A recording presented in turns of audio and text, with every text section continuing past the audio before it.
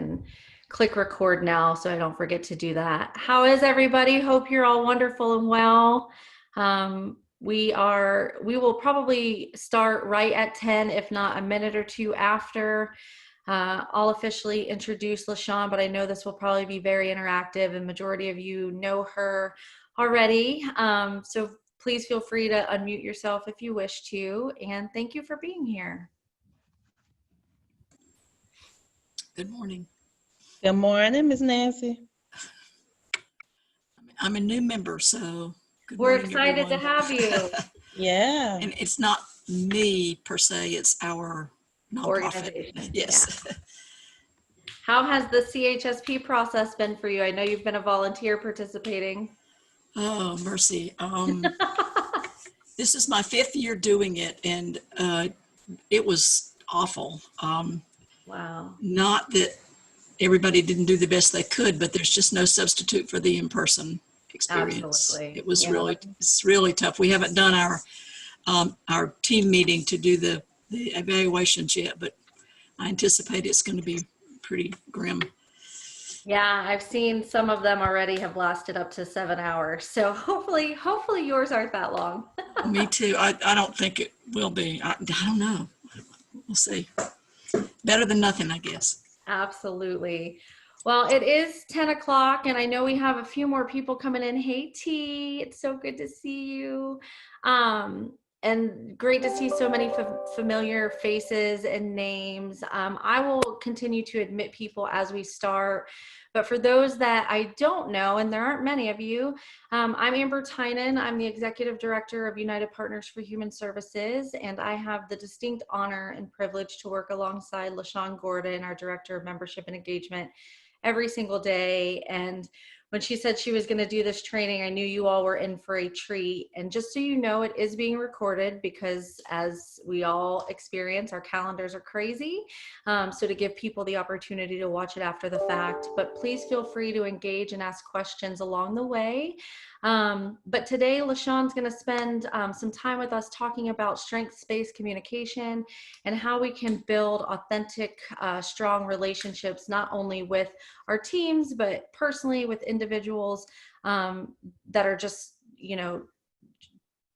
allows us to be stronger and better in our approach. So with that, I'm going to turn it over to you, LaShawn, and let you wow everybody with your excellence. Well, good morning, everybody. Happy Friday Eve, as I like to call it. Thursday has become one of my favorite days when you look at it as Friday Eve. I'm super excited to have you all here joining us this morning. I do foresee this being a part 2 because as I was going over my slides this morning, I was like, okay, let's see how far we get.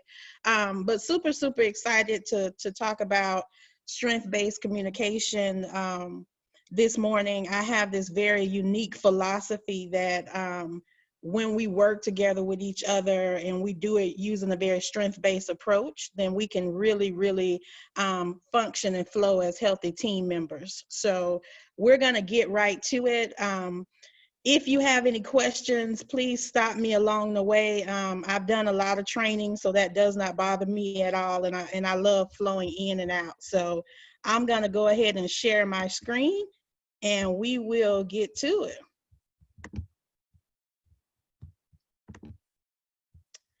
All righty. So the title of the training is Nurturing Staff Through Effective Strengths-Based Communication. One of the reasons why I said effective is because it doesn't matter how we communicate with each other. If it's not effective, it's not going to work.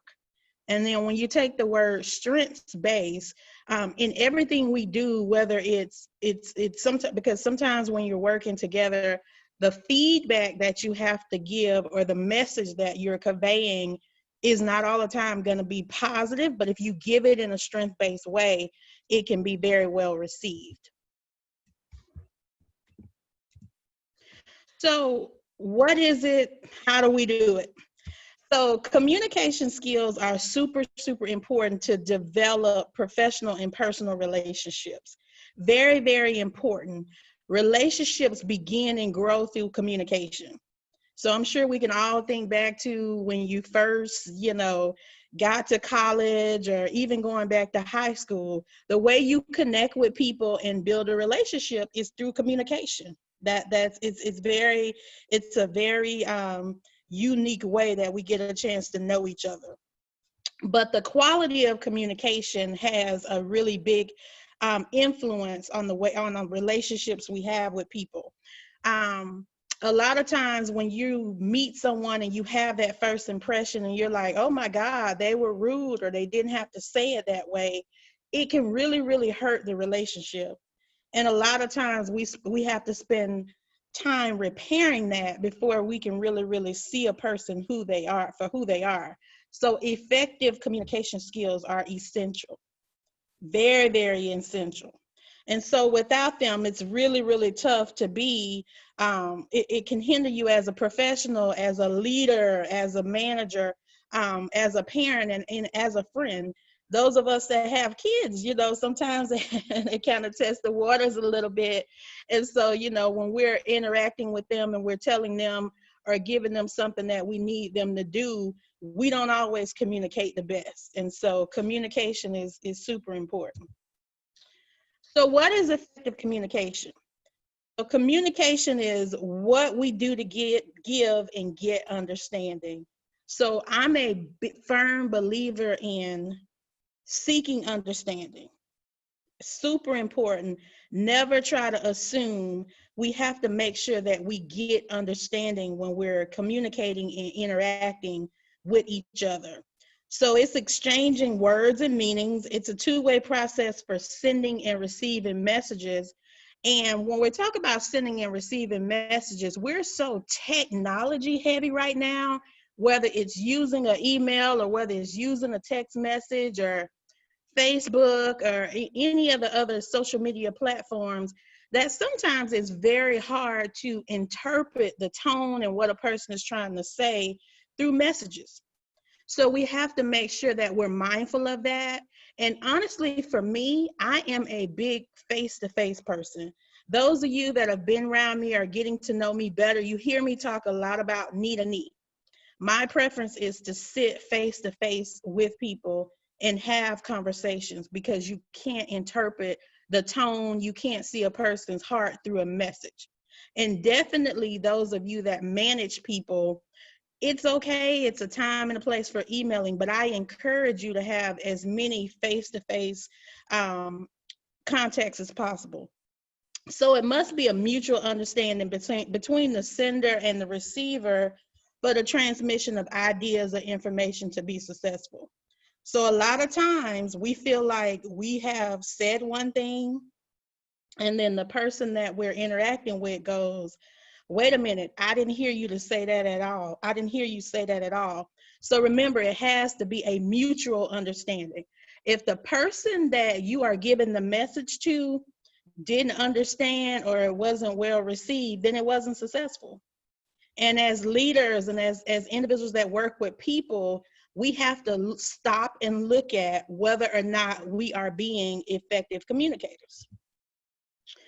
So effective communication can be defined as using language that's appropriate to the level of others' understanding, making sure others receive the information and the knowledge that was intended, and developing relationships with others. So I want to stop for a minute and kind of talk about developing relationships with others. I am one of those people who I'm very relational, and I'm kind of relentless when it comes to building relationships with people, because, if I reach out and I don't hear from you, I'll just keep reaching out again. Or hey, I'm in the area, so I just kind of stop by. I may send a card or something like that, whatever it is that I need to do, because I feel like we can't be the collective if we don't have really develop relationships with each other. So just kind of putting it out there, and Amber's looking at the chat box. Give me some of the ways that you all go about building relationships with others.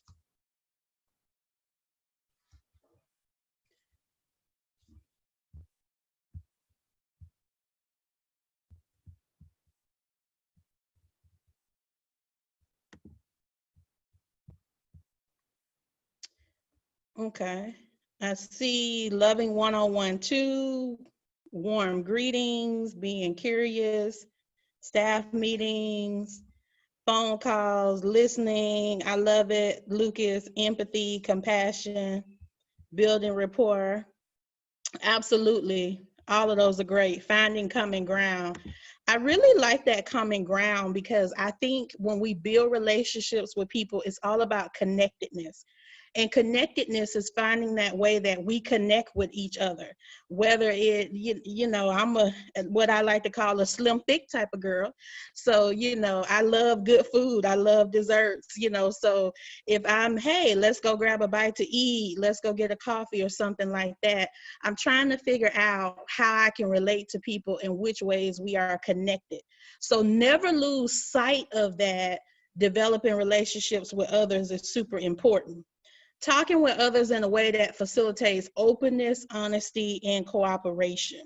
So that's very important. Make sure that you bring your authentic self to the conversation. There's no other way to do it. And the reason why I say that is the individuals that you're working with, whether it's, staff, whether it's clients, whether it's community partners, people can understand when you're not bringing your authentic self to the conversation. Openness, honesty, and cooperation. And then providing feedback. So never be to the place where you're not willing to receive feedback, because feedback is a key component of communication. A lot of times we like to give feedback and we like to critique and that sort of thing, but we have to also make sure we can receive feedback. And then if you are a manager that's responsible for someone or a leader in your own right, you have to also make sure that you can hear the feedback and that you position yourself in a spot where you're open to receive feedback. Because that's a lot of times, when I'm meeting with people and I'm doing coaching and that type of thing, and people say, well, I just didn't say anything because I felt like, so-and-so wasn't open to hear my feedback. And you don't want to be that type of person. You don't want to be the type of person where people feel like you're not approachable. Sylvia said, asking for feedback helps me to be ready to hear it. Absolutely. When you ask for it, you should start preparing yourself for the feedback. And so when you do these things, it leads to an increase in understanding and effective communicating among members. All right, so the communication process. So we have the sender, which is the first person to speak, the person who initiates the communication, and we have the receiver. So this is the listener. This is the one whom the message is intended for. Receivers are usually interpreting and transmitting messages simultaneously. They're listening to what is said and thinking about what they're going to say when the sender is done talking. I want to talk this through a little bit because receivers do that, but as leaders, you have to be careful. I'm one of those people. A lot of times when people are talking to me, I'm solving the problem in my head. I'm already hey, let's save the world. But I have to be careful because when I supervise a bunch of people, because of that ability to kind of multitask and still be present, I have to make sure that even though I feel good about doing that, people don't feel like I'm not wholeheartedly listening to them. And then also, people don't need us to fix every situation in the moment. Sometimes they just need us to listen. So we have to make sure that we're listening completely to what people are saying. And then thinking, and when we're thinking about what we're going to say when they're done talking, sometimes if you don't listen carefully, you'll miss the point. So that's super, super important. And so usually simultaneously they're reacting in nonverbal with a smile, a nod, or a flushed face, trembling hands, or in some other way, depending on how they're interpreting the message. So if you're giving the person, if you're talking to the receiver and you start to see somebody who their face is getting flushed, they're trembling and something else is going on, that may not be the moment to give the message that you're giving them, or you may need to soften it a little bit. You have to make sure that you're paying attention. And the only way you can do this is to make sure that you're fully engaged.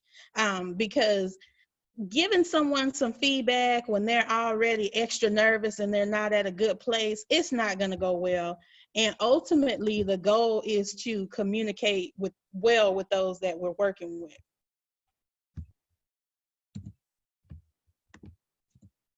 So the communication process continues. So the message, this is what the sender wants the receiver to know. It includes the verbal message, which is the content, and the nonverbal message inferred from the sender and the environment. Environment is also super important. I'm one of those people, you can tell me anything, but do not try to tell me in front of a bunch of people. I can tell you, it won't be well for me. It probably won't be well for you either. Don't do that. So environment is super, super important. And so as leaders, you have to be mindful of that. If you were communicating with someone regarding a performance issue or whether or not they were truant or something like that, that's not something that you want to necessarily do in front of other people. Also, I want you all to be aware of the power dynamic.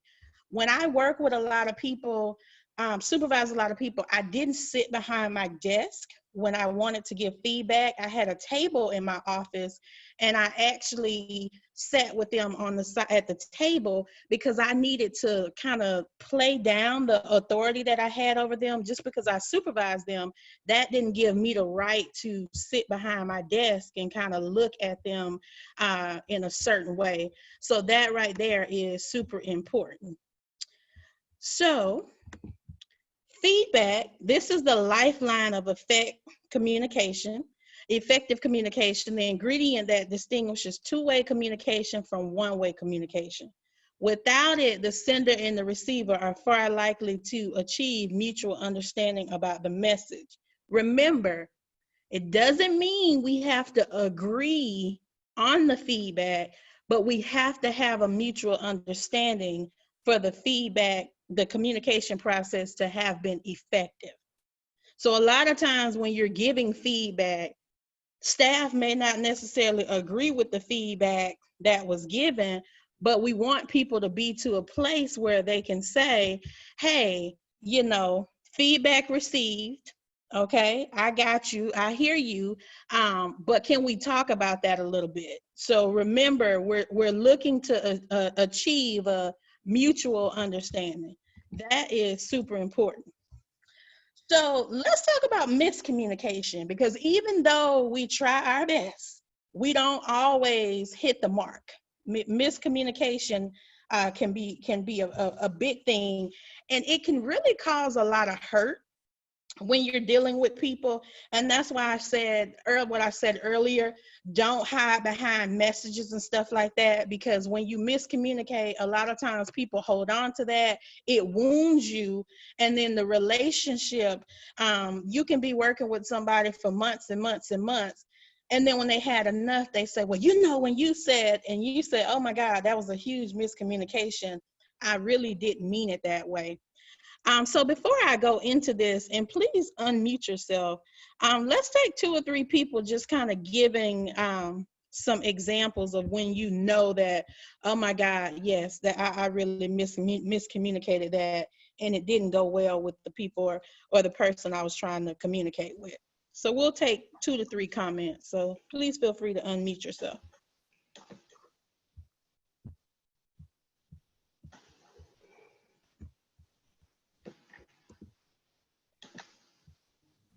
Well, I did it recently. This is Sylvia.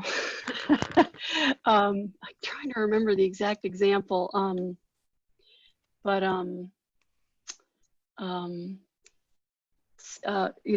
I try, it's going to happen. So I try to always take the responsibility for it, because if I don't confirm understanding, then it's on me that the understanding wasn't confirmed. And then I with our managers, I really warn them against, don't use documentation to cover your ass. I mean, that's, I mean, in HR, sometimes you need memos and stuff, but, email is not going to be a way to confirm that your feedback has been understood. You've got to hear the other person. You've got to do that active listening as if you were working with, a customer. And you have to talk with your staff the same way you would talk to a customer about, reaching a mutual understanding. Because when people are stressed out, everybody's stressed out when they're getting feedback, everybody. Mm-hmm. And so they're not gonna, you can't be sure, until they say it in their own words. And that just takes more time, takes more intention. I can't remember the exact instance recently. It was like literally day before yesterday. One of my managers was like, I didn't get that. And I was like, okay, that's on me. I was moving too fast, and usually moving too fast is a culprit. No, that was really good. It was something that you said that was key. And that's taking responsibility for it, right? And that's one of the things that we as leaders have to do. Like I said, when we're stressed and things are going on, we're not always going to get it right. But I want to be woman enough to say, hey, that was raggedy. Let's talk about that again, because I didn't handle that so well. Or, what did you hear me say? That's always a good thing to do as well. I always, when it was a corrective type thing, I always like to recap for people, and in my recap say, hey, what did you hear me say?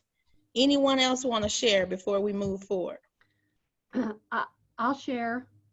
Hey. Okay, so I'm Teresa, and mine's kind of, well, it's funny now. It wasn't maybe at the time, but I deal with a lot of students. Mm-hmm.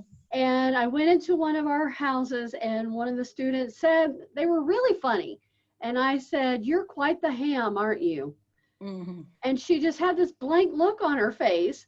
And I'm like, "What's wrong?" She said, "Did you just call me a pig?" And I'm like, oh my gosh, no. And it reminded me that age difference, location, how we were raised, different meanings that are so basic in your own life, how they really might not be in somebody else's life. And I'm just grateful that she said that to me, because if I'd have walked out of the house and she didn't say it to me, we would have had a broken relationship. Mm-hmm. Mm-hmm. And so would everybody else in the house. Mm-hmm. Wouldn't have liked me too much. And so I think, just being aware of, as you said, cultural differences, age differences, what is funny to us, or even the younger generation with all the emojis and all the short text, there is a gap, and to be aware and to pay attention. Absolutely. So you hit on something that I'm really passionate about, and that's generational leadership. And so it's so funny that you use that example. I'm one of those people, I'm 40, but I always like to consider myself an old soul just because I spent a lot of time around my grandparents. But when I, started this, when I was, in my 30s, and I started to supervise people that were like 20 and 21, it was completely different, right? Times had changed, the work ethic was different. And so, like you said, sometimes you say something and you're like, oh, that's hilarious. But we have to remember, from a generational standpoint, we don't always get it right. And so that's why you have to kind of stay relevant and on point with what's going on with the generational differences, because all it takes, just like you said, for one person to say, oh my God, Miss T, girl, she said I was a ham. And then the rest of the people are like, yeah, well, I don't like her either. You know what I mean? And so that was a great example. Amanda doesn't have a mic, but one of the things that she said was she can really relate to moving too fast and needing to slow down, and then making assumptions, which is really, really a big thing, right? Because perception will jack you up if you don't perceive things the right way, and it can really jack up relationships. And so when you don't slow down, a lot of times we're projecting, we're communicating just what it is in the moment, opposed to when we slow down and we reflect upon it. That's when we can really, really get to the heart of the matter. Hey, So, Miss, LaShawn. hey, yes, Hey, ma'am. it's Lisa. Hey, Lisa. One thing that's been really hard, I don't want to even say hard because, you know, as a leader, it should be challenging, right? One of the things that's been challenging for me growing as a professional into leadership is I don't, and I know I'm not alone here, I don't like conflict. And if I feel like a communication has to occur and it's going to be, you know, something that needs to be addressed to correct a situation or behavior, I don't go in very confident a lot of times. And that somebody has to be strong in the communication to be able to keep check of each other's cues. And I mean, that's just something that I continue to struggle with. So this is a good presentation for me to understand that if I'm uncomfortable, so is the receiver. That was really, really good, Lisa. And that's you in my training toolbox, because I have a training that I'm going to do a little bit later on conflict. But one of the things that I'll say about that is, for whatever reason, you know, as we've all learned how to be leaders and grow and develop, in a lot of cases, we often see conflict as a bad thing, and conflict is really a good thing. It's how you deal with it, how you handle it, how you move through it. And so thank you for sharing that feedback, because as we continue to do these leadership trainings, we're going to unpack that a whole lot. But again, when we actually go through the communication process and we make sure that the feedback that we're given is from this very kind, authentic, using this very kind, authentic approach, it can definitely be very well received. So thank you for that. So a breakdown in the communication process can come from the environment. That includes the room size, shape, color, the temperature, and the furniture arrangement. You heard me talk about, when I give feedback, I never like to sit behind my desk and someone is sitting in front of me. I feel like it's a power dynamic that I don't want people to feel any type of way.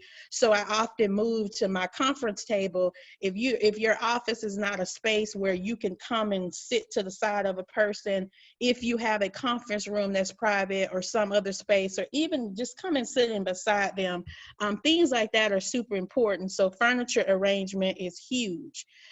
Also, unique personal attributes. These include things like appearance, level of education, physical state of the communicator in that moment. Don't communicate with people when you're angry or you're frustrated. Don't do that. Because as much as you feel like you're hiding it, I can assure you, you are not hiding it. There is going to be something about your body language, your tone. You know, women, we kind of do that slight neck roll where we think, okay, I just rolled it a little bit, so it's not that big of a deal. Nobody really saw me. People know when you're not in a good physical state. And so you have to make sure that you are mindful of that when you're communicating with people. Culturally, people are different with different interpretations of the same information. So, you know, that is really, really huge, because a lot of times, you know, we put something out there and you're like, oh, well, I got it. I don't see what the big deal is. But remember, culturally, people interpret things differently. So as a leader, those are things that you have to make sure that you're mindful of. So just kind of go into the chat for a moment. Amanda says, we all do it, so we definitely know what it is and look like. Yes, goodness, the neck roll. So experience in other cultures can lead to psychological interference in communication that is biased, prejudice, and it becomes very closed-minded. And so, you know, you heard me talk a little bit about perception. Remember, the way you see things are only through your lens. So it's not until you seek understanding of other cultures, the way other people see things, that you can truly communicate without being closed-minded. Because if not, you only see it through your lens. And remember, your lens is your perception. It's your perspective. So you can walk up on a couple staff members and in your eyes like, oh, okay, so I need to get all up in this, when really and truly it may not be what you think it is at all. It may be culturally, that's the way they're communicating or they're interacting with each other. So don't lose sight of the cultural and the psychological differences, because that right there is super important. So these attitudes may arise from the region of the country that the person grew up in ethnicity, racial or religious identity, or social economic status. I want to touch on social economic status a little bit, because this right here is really, really huge. You know, a lot of times when we become professional, or, you know, we're leaders and we kind of have gotten to a certain place in our life, we work with a lot of people who have different social economic statuses, but then again, we really can't relate to them. And so the way we communicate with them is often broken down because we can't relate to them. So I want to challenge you. I want to challenge you to make sure that you seek understanding about the clients that you're working with. Because if you don't, you won't have those authentic, meaningful connections when you're communicating with them. It will be surface. And as a result of that, we won't serve them as well as we could serve them because we can't communicate well with them. And so that right there is one of those things that is super important. And when I'm working, when I'm coaching, and when I'm attending meetings or just community events and I'm dealing with individuals who are receiving services, that's one of the things that they often talk about. Everybody want to come and help, but they can't relate to us because you don't know how to communicate with them in a way to build meaningful relationships. So that right there is super, super, super important. So I just wanted to make sure that we don't lose sight of that. So miscommunication, a breakdown in the process continued. So the human tendency to perceive information selectively. So you kind of heard me talk about perception. People hear what they want to hear, especially if it reaffirms established values, beliefs, or personal decisions. People hear what they want to hear, especially if it reaffirms established values, beliefs, or personal decisions. Remember, if you have power over anybody, you know, it doesn't necessarily mean in the workplace. If you're leading a community group, a group at your church, or, you know, anything that you're dealing with, you have to make sure that you are able to check your own values, beliefs, and personal decisions, because if not, your biases will impact the way you communicate with people. This is super, super important. This is how breakdowns in communications happen. The problem is in groups, sometimes people are intolerant of others who interpret the information differently. You can't get offended. You can't get mad. You can't not get upset when somebody interprets the information differently.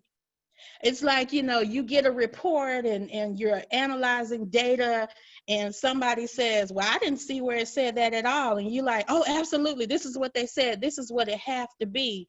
Don't do that. You can't get upset when people interpret information differently.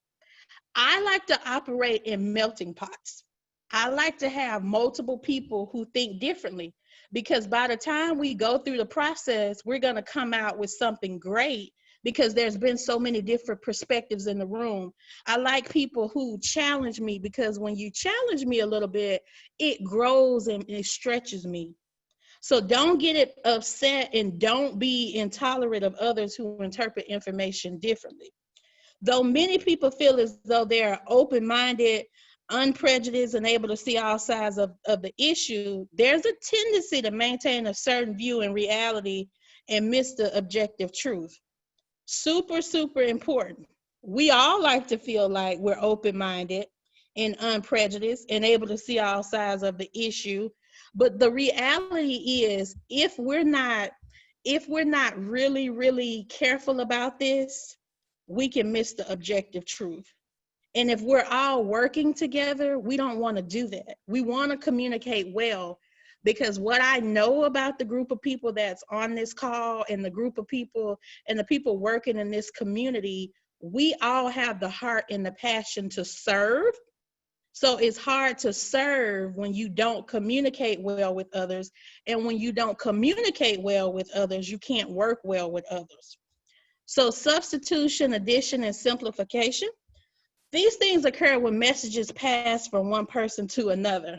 So remember when you were in elementary school and you played the game, you start at the front of the line, you gave somebody a word, and then it had to get to the end of the line.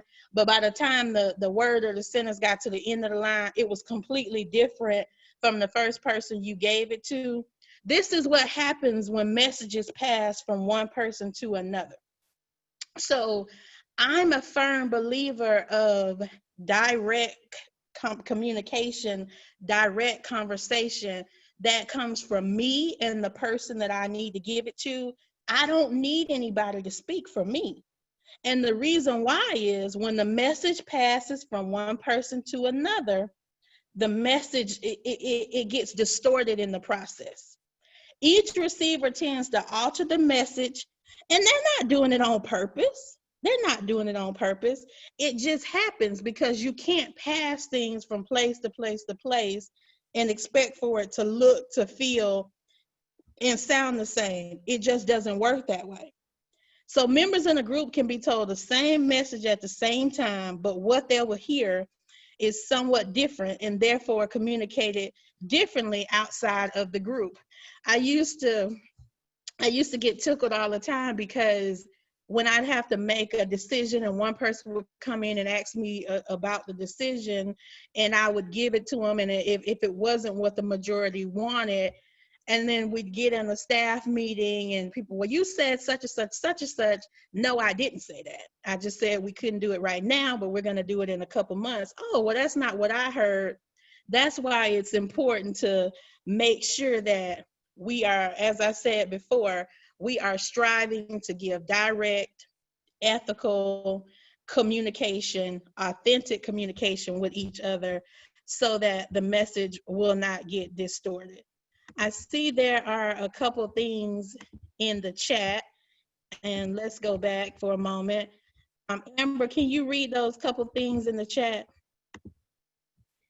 So I just see from Christy Teal, I feel like working in nonprofits, this happens a lot between board and staff, as there is not always direct communication between those members. Alicia says, even when the words remain the same, the heart, meaning, and intent change. Exactly. Thank you so much for that. My screen froze for a moment, so I couldn't click up on the chat. All right, so miscommunication, a breakdown in the process continued. So these factors can lead to a breakdown in the communication process, especially in groups where there's a greater likelihood of one or more of these factors being present. When a breakdown occurs, the result is miscommunication. The receiver gets a different message from the one intended. The results are usually negative and include time loss. So how many times have we went over something over and over and over again because it was a miscommunication? I've seen that happen in statewide meetings, different meetings where we've been processing, going over something, and then finally an aha moment happens and someone says, oh my God, that was just a big miscommunication. And that's just because the receiver got a different message from the one that was intended and sent that out to several people. And here we all are, we've lost 2 hours, right? Feelings of resentment. We don't have time for those that we're working with to have feelings of resentment, because again, it takes away from the work, the value, the things that we do with those that we're serving. And then when that happens, rumors start. And the rumor mill can be crazy. You know, I've seen situations, and I'm, you know, working with agencies and working with individuals, you know, even when they leave a place or they're somewhere and there's several new staff members, what happens is the rumors are still there. The rumors don't go away. And so that's what happens often when miscommunications happen. It just takes one person to start the rumor, and sometimes it takes months and years to get rid of the rumor. And then as a result, you have poor relationships. Earlier in the training, you heard me talk about how important it is to have and maintain healthy relationships. We do a lot of good work in this community. As a sector, we are amazing, but I don't want to do this work alone, right? I have to have meaningful connectedness and relationships with people in order to serve those that we serve well. So poor relationships only hinders that. And that's what happens when we allow for it to be a lot of miscommunication. Very, very poor relationships. And poor relationships hurt people. They can be very, very hurtful. Because these results can greatly affect the cohesiveness and effectiveness of the group, it's critical that all members be aware and safeguard against this. So this right here is so important. When you know something that can be a potential problem, you have to make sure that you are aware of it. You say to the group, and you safeguard against this. So when I'm doing team building activities or, if I'm working with a board or something like that, I say it to people up front. Listen, there are a lot of great leaders, personalities in this room.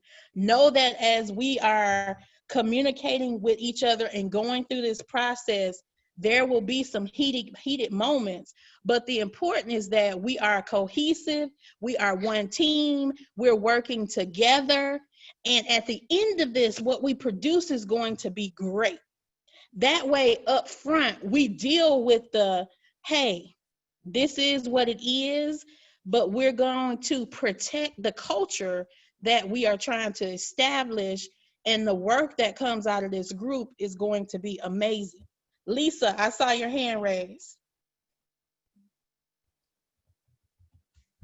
Yeah, I just typed in a message box. This is why from the beginning of your conversation, when you talk about developing relationships, I have learned it is so important to establish that authentic relationship with your team members from the very beginning, because if you don't, miscommunication is going to be the bane of your existence. Yeah, absolutely. And remember, when you're coming into something new, if you don't come into it well, then it will have a lasting impact. And I'll say this before I move to the next slide. Change has to happen slowly. It has to happen very slowly. So a lot of times when we're a new leader, and like I said, when we're starting to lead something and we're new in a role, it could be a board, it could be a community group, an organization, an employer. A lot of times, we come in, and remember, we're looking through our perception and we're saying we want to do this and we want to do that.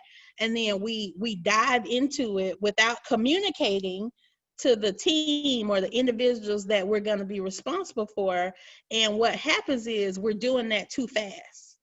And so from the beginning, relationships are already strained. So absolutely, we want to implement change, but we want to implement it slowly. So what are the ways we're communicating? We have verbal and we have nonverbal. And so, verbal, we're just kind of saying it. It is what it is. We're putting it out there. But remember, one of the things that I talked about a little while ago was the nonverbal. And the nonverbal is, your body language, what are you communicating with your eyes, all of the things that we do, and we're not always aware that we're doing it. And so that's super important. So there are at least 3 ways we communicate. One is symbolic communication. We do not consciously think about it, though it has an effect on the way we react and we behave towards others. The other 2 ways are verbal and nonverbal communication, and generally better understood. So with symbolic, this right here is really important, because remember, one of the things that I said is as a leader, when you're working with individuals, they shouldn't know how you feel. They shouldn't know how you feel. If you're upset with someone, or you don't agree with them, or you need to communicate something hard, they shouldn't know it. But a lot of times we don't consciously think about it, and it has a way on the way that we behave towards others.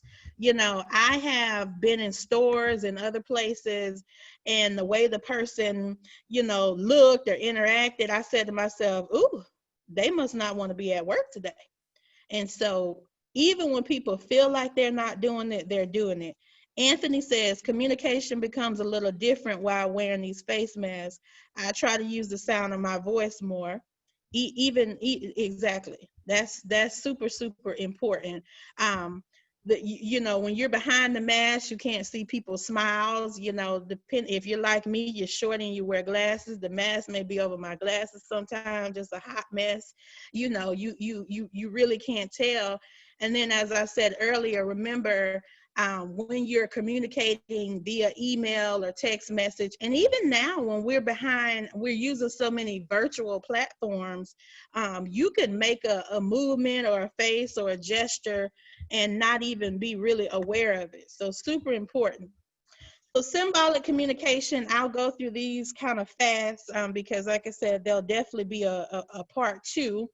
So symbolic can be defined as things that represent or stand for other things or objects that represent something abstract.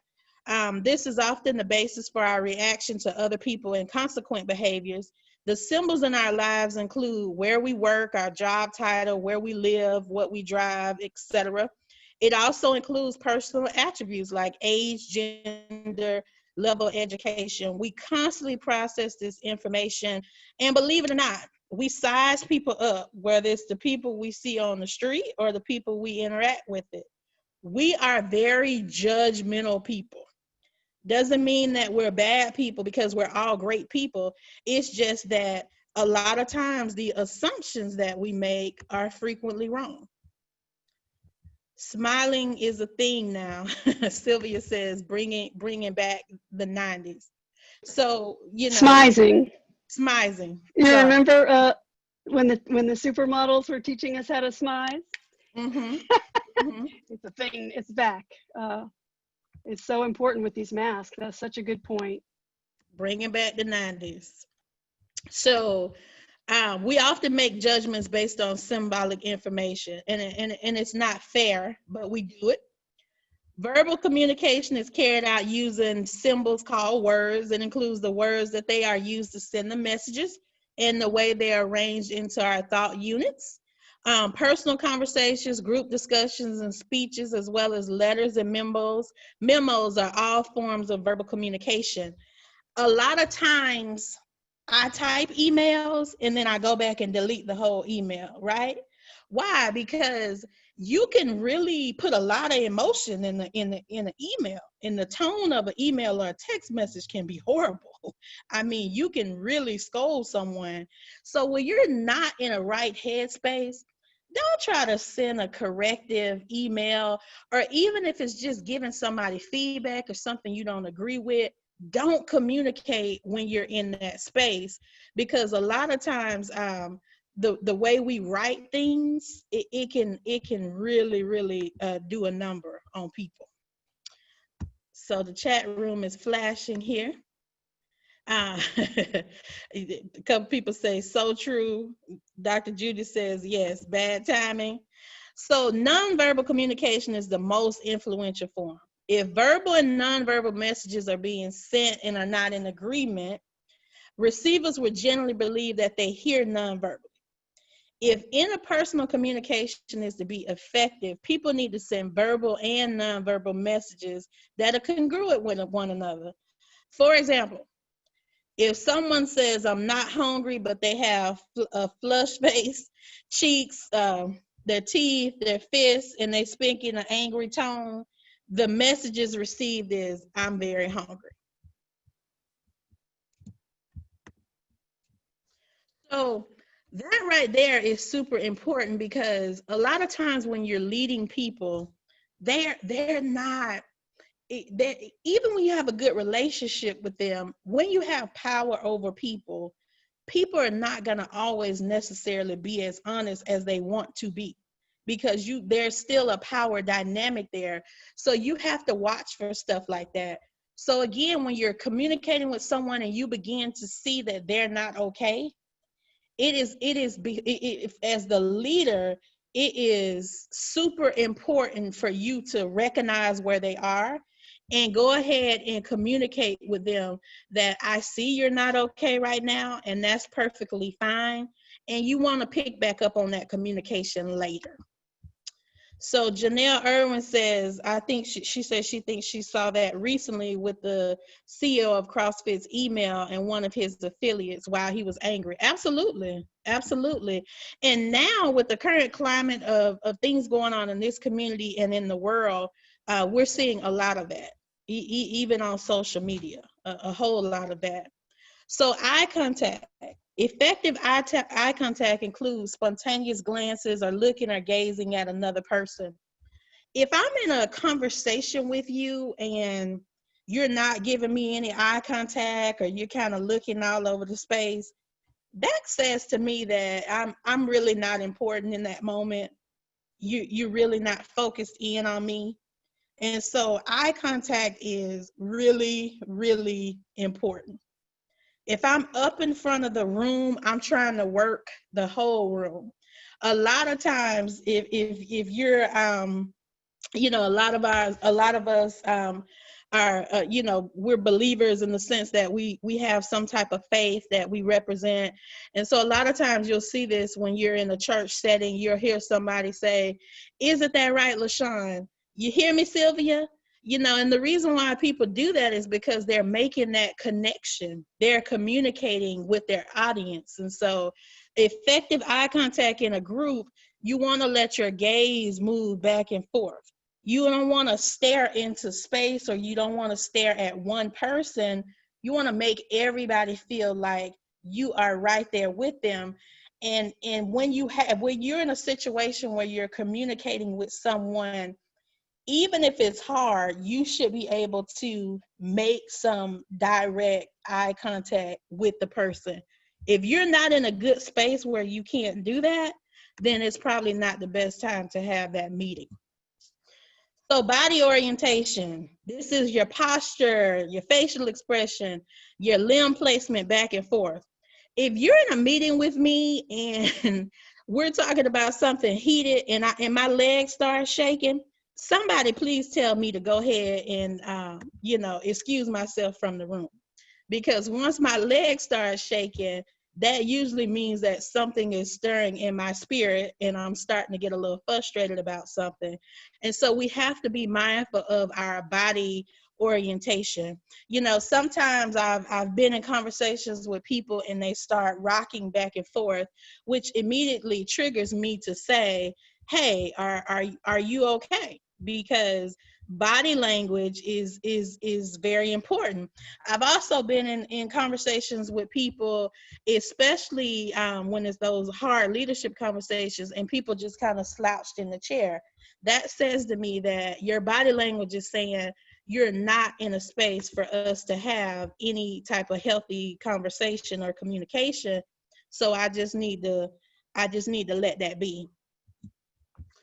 So verbal quality, let's see, we have 2 things in the chat. So Teresa says, or checking your phone every 5 seconds. Exactly. You're just kind of deflecting. And then Christy says her biggest pet peeve is people looking at their phones or laptops throughout a meeting. Absolutely. Because it's kind of like, is it that deep to where I can't have your time for this allocated time that we're supposed to be meeting and communicating with each other? So the right verbal quality is a form of nonverbal communication. If the verbal quality is to contribute to effective communication, the tone of the voice must match the message. This right here is super important. You can say anything to me, anything. I'm one of those people, I'm real good at feedback, taking feedback, but the tone in which you communicate with me could be problematic if the tone is not pleasant. And so it doesn't mean that when you're communicating some things, you're not firm or you're not stern, but you don't have to be rude, and you definitely don't have to yell at people. And so this right here is very, very important. I've been in situations where I've had individuals, whether it was someone that we were serving in the moment, or whether it was a staff member, and people began to yell at me. And one of the things that I've always realized is that if I keep my tone on this level, even when people are escalated, they are going to de-escalate themselves, because tone is super important. And as the person who is striving to be a good communicator, you want to make sure that you maintain your tone. So Anthony says it's important to speak slowly and listen to your voice while speaking. Absolutely. Slowly and clearly. Super, super important. So energy level. So this right here is very important. Energy level is how we let others know we're interested in and enthusiastic about what they're doing. So I have a motto, I like to give people the VIP experience. It's a thing for me. And I like to, when I go places, sometimes my husband is like, oh Lord, because when I don't feel like that, I'm like, let's go. Because I am very big on energy levels. What is your energy saying about you? What energy are you bringing to the table? I don't care if we're in the dollar store, hey, what is that energy level looking like? And this right here is so important. When you're coming in and you're bright and you're alert and it'll shift the atmosphere. It'll shift the atmosphere.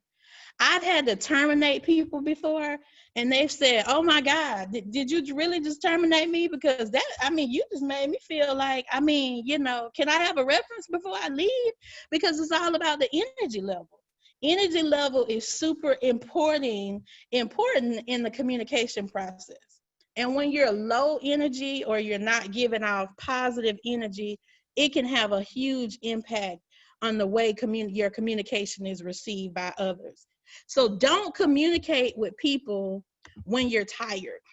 When you're tired, it's best not to have meaningful conversations, because it's gonna show. People are gonna be able to see, like, dang, she went over my evaluation, and it was a good evaluation, but she didn't smile, she didn't say anything. Like, okay, I guess she really meant what she said. Energy level is super, super important. And so let's make sure that we are mindful of that. So just to kind of summarize things, if you know me, you also know I'm a stickler for time. So I try to time things just right, where we end on time and we stop on time. But just kind of summarizing things, effective communication is a skill. It's one of those things that can be learned and improved with patience. Super, super important. You won't always get it right, because the way we have to communicate and the things that we're communicating about, it changes often, especially now. Like I said, there's a lot going on in the world. And so as leaders, we're having to communicate with our team members and individuals in the community about things that we never thought we would have to communicate about. But if we keep practicing, we can get it right. And it's necessary for us to become a cohesive group. It's really necessary. Don't play down the power of healthy communication, because it's super, super important. And through the process of communication, sending and receiving messages, individuals can develop and respect one another.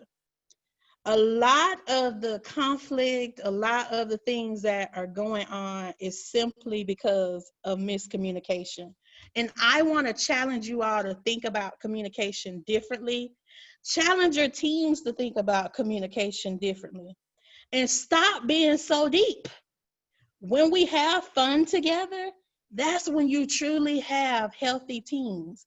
Is when we're not all deep. right? Because the work we do is deep enough as it is. So with each other, we have to use strength-based communication.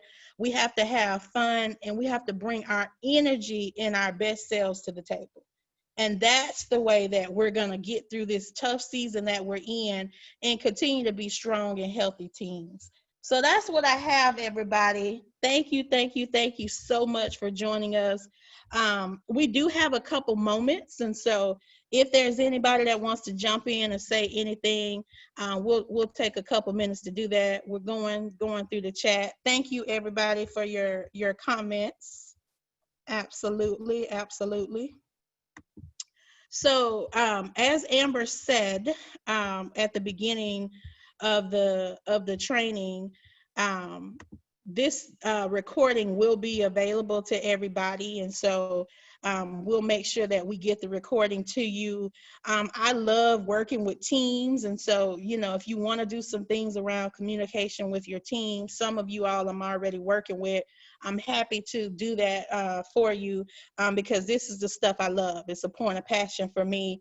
Want to give a shout out to Niles Lee, who's on the phone. Niles is our summer intern, and he is awesome. So welcome, Niles. This is some of our UPHS members. He's saying thank you. All righty. So thank you very much, everybody. It's 10:59. Have a great day. Please reach out to Amber or myself if we can be of assistance.